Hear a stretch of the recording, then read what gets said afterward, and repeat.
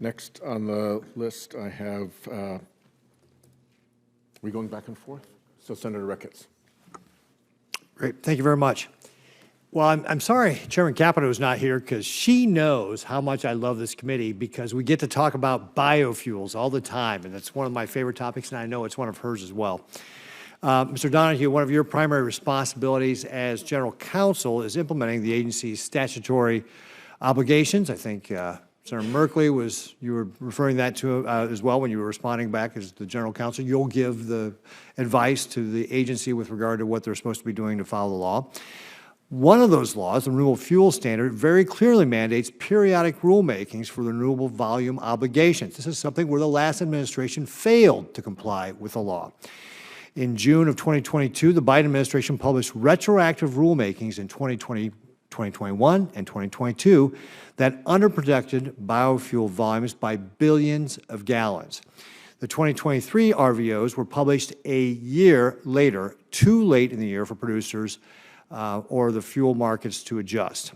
The 2026 RVOs were due November 2024, but won't actually be published until December 2025. Again, the last administration failed to follow the law. Mr. Donahue, if you're concerned, how do you plan to comply with the clear statutory directives outlined in the Renewable Fuel Standard to provide timely, reflective RVOs? Senator, thank you for raising this, as you did, of course, in our meeting a couple weeks ago. As Lee Zeldin, the administrator, has indicated, fixing it from the agency side is a priority for the administration, and things are in progress there. In my role, if confirmed as General Counsel, I will ensure that the office provides the best, again, legal advice in this matter. But again, as I think you may be leading to, a congressional fix may be appropriate here. Well, the congressional fix is more like on the E15, but the law is already out here, Mr. Donahue, on what the EPA is supposed to be doing with regard to their obligations on the RVOs and getting those published in a timely manner. What I'm asking you is, will you give the administration, the EPA, the advice that they need to follow the statutory RVOs and do it in a timely manner as the law prescribes? We will follow the law, Senator, yes. Great, that's what I wanted. General Nesvik, congratulations on your nomination. After the last 4 years, the Interior Department stands to benefit greatly from your experience as a brigadier general. And few people understand federal land management agencies better than Westerners. As Governor of Nebraska, I hear about NEPA compliance issues relating to the Endangered Species Act implementation for critical energy infrastructure and other development projects. As Senator, I hear about these same issues. The Fish and Wildlife Service plays a critical role in implementing the Endangered Species Act, especially through the statute of Section 7 authorities.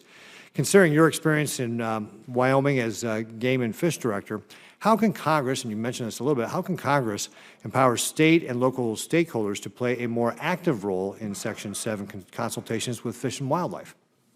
Well, thank you, Senator. So certainly Section 7 has a real purpose and meaning, and I think it was a good piece of law, or a good portion, a good component of the Endangered Species Act when it was enacted back in 1975. I do think there are some opportunities to be more prompt and timely in the way that Section 7 consultations are completed.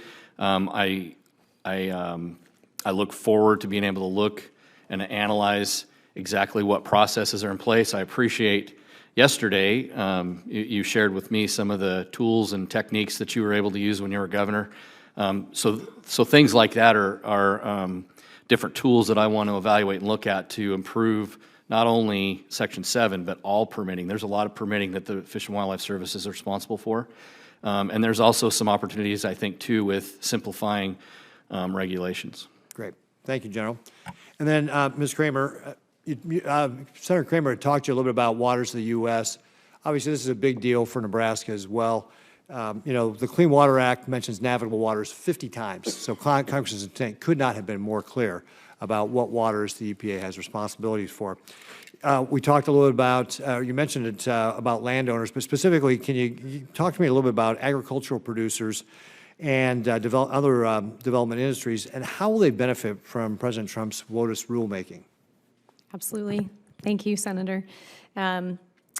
I think so to take it from the beginning, sorry, it's two parts to your question. I want to make sure that I hit them both. I think to the extent that we're talking about navigable, you're right. It is said extensively through the Clean Water Act. And as a very helpful point now, we have SACIT to give us a little bit more flavor on the bones of how extensive that reach can be. And so looking forward to every stakeholder having the opportunity to provide extensive public comment as we work through the process. And once we get to the point of kicking off a rulemaking, it is vital that we hear the voices of agriculture. These are the folks that feed our country. These are the folks that ensure that we have an available food supply that makes it so that grocery prices do not eat up an entire paycheck. And so it is vital that as we walk down the process of coming up with a clear and definitive and durable rulemaking, that they have a seat front and center at the table to ensure that while we are following the mandates of the Clean Water Act, we also are doing so in a way that does not prohibit and preclude the growth of food for our nation. Great. Thank you, Ms. Kramer.